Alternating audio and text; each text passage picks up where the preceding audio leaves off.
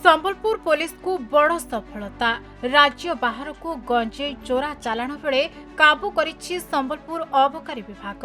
60 KG गंजेई जबत सह 2 जन को गिरफ्त करिछि अबकारी विभाग।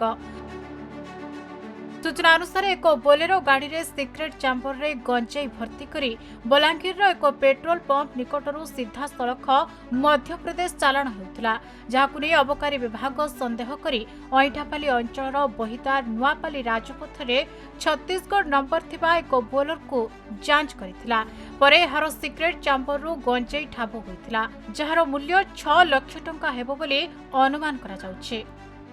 सदर वन नंबर स्टेशन पेट्रोलिंग बर्दापाली जगह तो सी जगह से गोटे सस्पेक्टेड गाड़ी को नोटिस कर बोलेरो गोटे जो सीजी नंबर गाड़ी नंबर था सीजी 04 6282 तो से गाड़ी जो अटकई आम चेक कर टाइम से गाड़ी चेम्बर ऊपर पार्ट चेम्बर गंजे थी तो से गाड़ी गंजे ओजन कला अराउंड 60 केजी गंजे बाहर और 2 जन को अरेस्ट कर जन ना हूँ सुनील कुमार और जन ना जगदीश 2 जन जगह मध्य प्रदेश तो से एक्चुअली मध्य प्रदेश रु बलांगीर ट्रेन रे आसते बलांगीर गोटे पेट्रोल पंप पाखु पेट्रोल पंप पाखु से बोलेरो गाड़ी